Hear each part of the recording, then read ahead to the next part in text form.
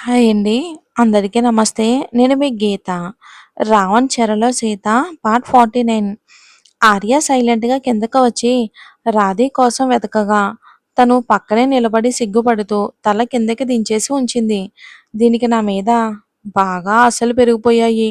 తొందరగా ఈ మ్యాటర్‌ని చెప్పేయాలి అనుకుని బయటకు రాగా, "ఏంటి ఆర్య ఇంత లేటు? తోటకి వెళ్దాం పద.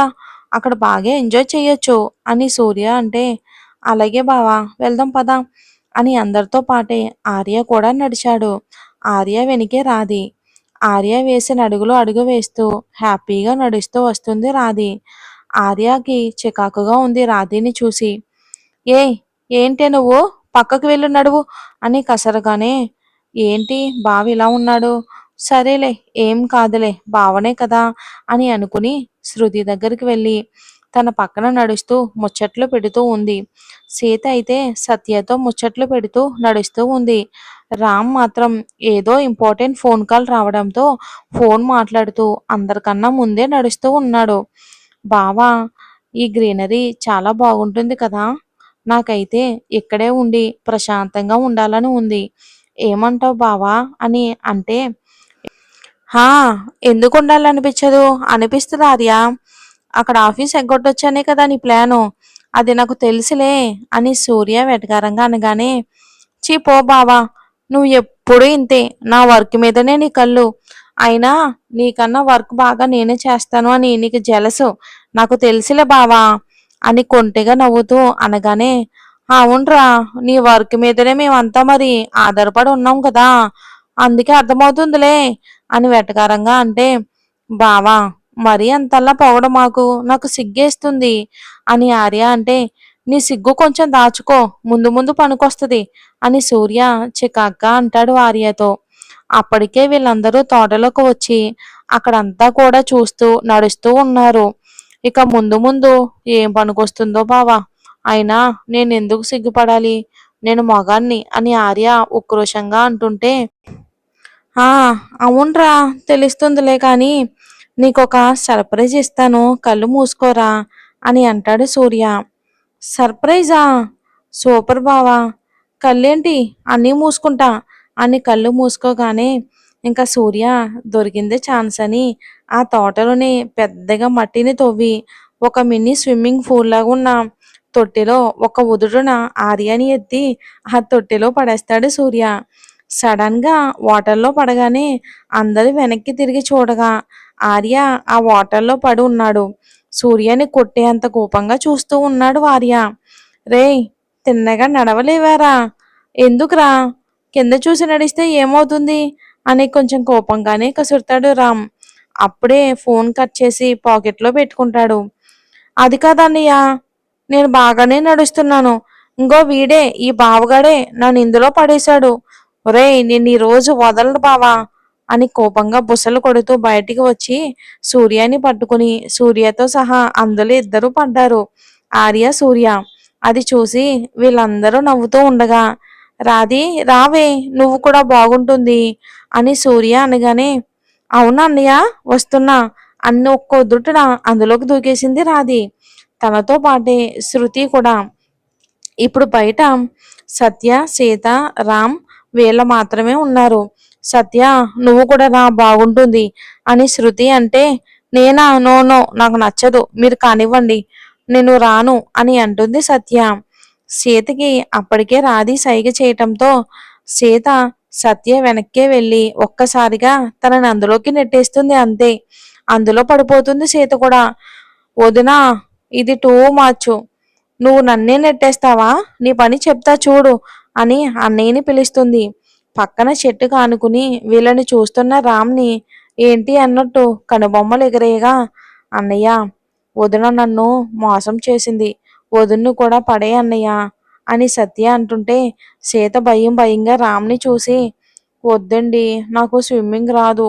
ప్లీజ్" అని అంటుంది. రామ్ తన దగ్గరకు వస్తూ ఉంటే, "అవునా, నేను నేర్పిస్తాగా" అని సీత పారిపోతూ ఉంటే తన వెనకే పరుగులు తీస్తూ ఒక్క అడుగులో తనని చేరి తనతో సహా ఆ పూల్‌లో పడిపోతారు రామ్, సీత కూడా. వాటర్‌లో ఉన్న అందరూ వీళ్ళని చూసి గట్టిగా అరుస్తూ చప్పట్లు కొడుతూ ఉంటారు సరదాగా. సీత సడన్ గా వాటర్లో పడేసరికి ఊపిరాడక భయంతో రామ్ని గట్టిగా పట్టుకుంది. ఏ మెంటల్ దానా, ఇది చాలా చిన్న పూలే, ఇందులో ఏమీ మునిగిపోరు, కానీ ఒకసారి కళ్ళు తెరిచి చూడవే అని రామ్ని చుట్టుకున్న సీతని చూసి అంటాడు రామ్. ఇంకా సీత భయంగా కళ్ళు తెరిచి చూడగా తన భుజాల వరకు ఉన్న నీటిని చూసి అమ్మయ్య అని ఊపిరి పీల్చుకుని సరిగ్గా నిలబడింది సీత.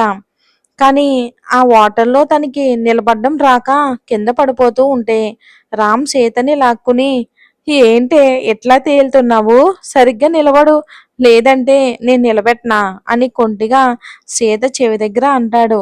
రామ్ని చురుగ్గా చూసింది సీత. కొంచెం సరిగ్గా నిలబడు.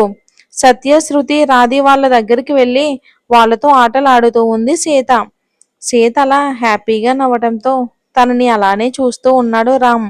తన ఫోన్లో పిక్స్ ని బంధించేశాడు. ఇక ఆర్య, సూర్య అయితే ఒక్క రేంజ్లో కొట్టుకుంటూ ఉన్నారు.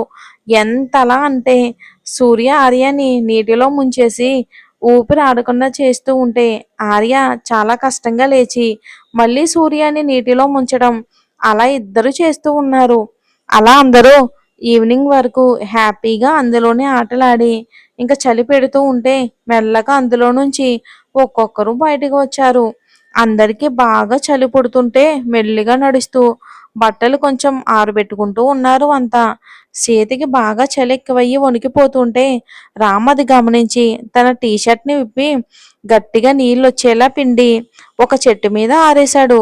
తర్వాత సీతని ఆ తోటలోనే ఉన్న గెస్ట్ హౌస్కి తీసుకుని వెళ్ళి వాళ్ళంతా కూడా తోటలో తిరుగుతూ ఉన్నారు. మిగతా వాళ్ళు బట్టలు తడిగా ఉండటంతో అందులో ఉన్న వాటర్ ఆరిపోతుందని, కానీ వీళ్ళిద్దరూ కూడా గెస్ట్ హౌస్ లో ఉన్నారు, సీతారాం.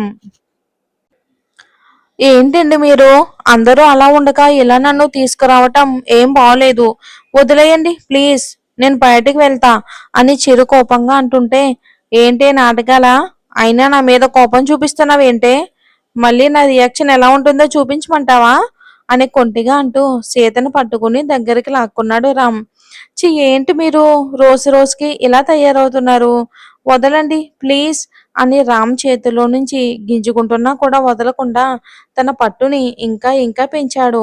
ఇంకా దగ్గరికి లాక్కుని, అయిన ఈ మధ్య మీకు బాగా అల్లరి ఎక్కువ అవుతుంది, అందుకే మీకు కూడా నేను పనిష్మెంట్ ఇస్తాను.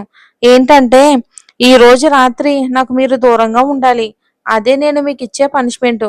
ఎలా ఉంది అని కొంటెగా అంటూ రామ్ నుంచి దూరం జరిగి అంటుంది సీత. నువ్వు దూరంగా ఉండమంటే నేను ఉండే రకన్నా, చూద్దాంలే రాత్రికి కదా, అప్పుడు నీ పని చెప్తా అని కొంచెం సీరియస్గానే అంటూ రామ్, ఇంకా పద వెళ్దాం, తొందరగా వెళ్తేనే కదా మనకి టైం దొరికేది, నీకు పనిష్మెంట్ ఇచ్చేది అని సీతని చూస్తూ రామ్ కొంటిగా అంటూ ఉంటాడు. సీత చేతిని పట్టుకుని బయటికి తీసుకుని వెళ్తాడు రామ్.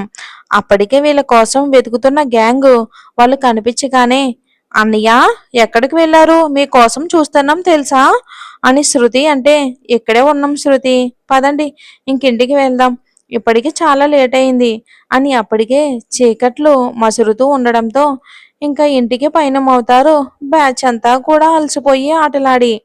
ఇంటికి వెళ్ళగానే ఇంకా మంచిగా అందరూ తినేసి ఎవరి రూమ్స్ లోకి వాళ్ళు వెళ్ళి ఎవరి ఆలోచనలో వాళ్ళు, ఎవరు బాధలో వాళ్ళు అలా ఉండిపోయారు.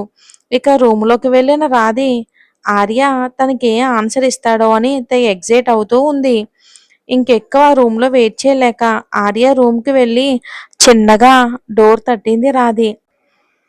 కానీ ఆర్య ఫోన్లో ఉన్న తన ఇష్టమైన అమ్మాయి ఫోటోని చూస్తూ ఉన్న టైంలో డోర్ సౌండ్కి చిరాకు వచ్చి, ఎవరు ఈ టైంలో నా రూమ్కి అని కోపంగా అనుకుంటూ డోర్ వైపు చూసి అక్కడికి వెళ్ళాడు ఆర్య విసురుగా. ఇక డోర్ ఓపెన్ చేయగానే రాధి బ్రైట్ స్మైల్తో కొంటిగా ఆర్యని చూస్తూ ఉంది హ్యాపీగా. ఏంటే ఏం చేస్తున్నావు ఈ టైంలో, అయినా ఈ టైంలో ఇక్కడ నా రూమ్ ముందు ఏం చేస్తున్నావు అని కోపంగా అడిగాడు. రాధి అలా సిగ్గుపడుతూ నిలబడుతుంటే ఇంకా రాధి ఆర్య మాటలకి చిన్నగా తలెత్తి ఆర్యాన్ని చూస్తూ బావా అని చిన్నగా అంది. ఏంటే వాయిస్లో చేంజ్, అయినా ఏంటి ఊరికే బావా బావా అని అంటావు, ఆర్య అని పిలవచ్చుగా అని చిరు కోపంగా అంటుంటే, బావాని కనుక బావని ఏమంటారు, బావానే అంటారు, అని ఆర్య మీదకు వస్తూ లోపలికి వచ్చి డోర్ క్లోజ్ చేసింది. ఏ, డోర్ ఎందుకే క్లోజ్ చేశావు? అయినా ముందు నా రూమ్లో నుంచి బయటికి వెళ్ళు. ఇక్కడ నిన్ను నన్ను ఎవరైనా చూస్తే ఏమనుకుంటారే? బాగోదు. ముందు వెళ్ళిక్కడి నుంచి అని కోపంగా అరుస్తూ ఉంటే, ఏంటి బావా ఒకటే వెళ్ళు వెళ్ళు అంటావు? అయినా నేను వచ్చింది నీకోసమే కదా, ఎక్కడికి వెళ్ళేది? అయినా ఎవరైనా చూస్తే చూడనివ్వు, ఏమవుతుంది? ఇంకా మన పెళ్ళి తొందరగా అవుతుంది. ఇంకా మనం కలిసి హ్యాపీగా ఉండొచ్చు బావా, ఏమంటావ్? అని రాధి కళ్ళు ఎగరేస్తూ ఉంది. ఆర్యకి దగ్గరగా వచ్చి, ఇక రాధి ఆర్యకి ఇంచి గ్యాప్లో ఆగిన రాధిని చూసి ఇంకా కోపం వచ్చి తనకు అసలు విషయం చెప్పాలని ఫిక్స్ అయ్యాడు ఆర్య. రాధి, నీకొక విషయం చెప్పాలి అని ఆర్య అనగానే రాధి తెగ ఎగ్జైట్ అవుతూ, ఆ, నాకు తెలుసు బావా నీ ఆన్సర్ ఏంటో. నీకు కూడా నేనంటే ఇష్టం కదా, నువ్వు కూడా నాకు ప్రపోజ్ చేయడానికే చూస్తున్నావు కదా. నాకు తెలుసులే బావా నీ గురించి, కానీ నీ నోటితో చెప్తే వినాలని ఉంది. చెప్పు బావా అని తన ప్రేమనంతా తన కళ్ళల్లో నింపుకుని ఆర్య వైపు చూస్తుంది రాధి. రాధి, ఒక విషయం చెప్తా విను. ఒకరి ఒపీనియన్ తెలుసుకోకుండా ముందే డిసైడ్ అవ్వడం తప్పు.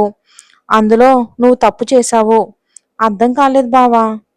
అంటే నేను చెప్పేది ఏంటంటే నీ మీద నాకు అసలు ఎలాంటి ఒపీనియన్ లేదు. ఇంకా చెప్పాలి అంటే నన్ను బాగా ఇరిటేట్ చేస్తావు. రోజు బావా బావా అని నా వెంటే పడతావు. ఎందుకలా? నీకు చాలా టైమ్స్ కూడా చెప్పాను, నన్ను బావా అనొద్దు, ఆర్య అని పిలువు అని. కానీ ఎప్పుడు కూడా నువ్వు నా మాటే వినలేదు. సరేలే, సరదా పడుతుందిలే అనుకున్నా. బట్ ఇలా నా మీద ప్రేమ పుడుతుంది అనుకోలేదు. అప్పటికే రాధి కళ్ళల్లో నీళ్లు. ఆర్యాని సరిగ్గా చూడలేక తలదించేసింది రాధి. అక్కడి నుంచి వెళ్ళిపోవాలి అని అనుకుంది, కానీ అక్కడే ఉండి ఆర్య మాటలు వింటూ ఉంది రాధి. నేను నిన్ను లవ్ చేయటం లేదు రాధి. నా మనసులో ఆల్రెడీ ఒక అమ్మాయి ఉంది. తననే నేను ఎంతగా ప్రేమిస్తున్నానో, టైం ఉన్నప్పుడు నేనే తన దగ్గరికి వెళ్ళి ప్రపోజ్ చేయాలి అని అనుకుంటున్నా. కానీ మధ్యలో నువ్వు ఇలా చేయటం ఏం బాగోలేదు అని అసహనంగా అంటాడు ఆర్య రాధితో. చిన్నగా నోరు తెరిచి, అంటే అంటే నేనంటే నీకు ఇష్టం లేదు బావా అని వణుకుతున్న గొంతుతో అంటుంది రాధి. అదే చెప్తుంటే అర్థం కావట్లేదా రాధి? నిన్నసలు నేనెప్పుడూ కూడా ఇష్టపడలేదు.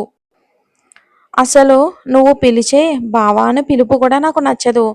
ఇంకొకసారి ఇలా ప్రేమ దోమ అని నా దగ్గరికి వచ్చావనుకో, ఈసారి మాటలతో కుదరదు, చేతులతో చూపిస్తా, వెళ్ళిక్కడి నుంచి అని ఆర్య కోపంగా అనగానే ఇక రాధి పాపం ఆర్యాన్ని చూడలేక తలదించేసి, సారీ బావా, సారీ సారీ బావా, నా దగ్గర నుంచి నువ్వు ఇంత ఇబ్బంది పడుతున్నందుకు నేనే మొద్దుని.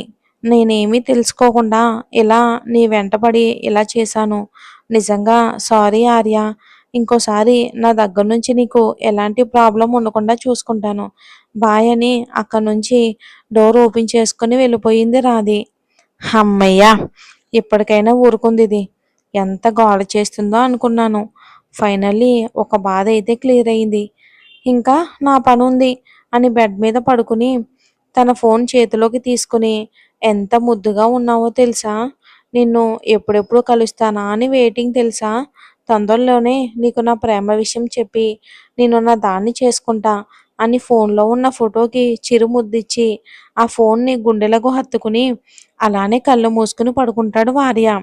ఇక రూమ్లోకి వచ్చిన రాధి అద్దం ముందు నిల్చుని తనని తను చూసుకుంది. కొంచెం బొద్దుగా గుండ్రటి ముఖంతో ముద్దుగా ఉండే తనని తను ఒకసారి చూసుకుంది. పాపం రాధి ఎంత బాధపడి ఉంటుందో. మనం ప్రేమించే వారి కంటే మనల్ని ప్రేమించే వాళ్ళతోనే జీవితం బాగుంటుంది. ఏమంటారు? మీకు కూడా తెలిసే ఉంటుంది కదా. నెక్స్ట్ ఎపిసోడ్లో చూద్దాం.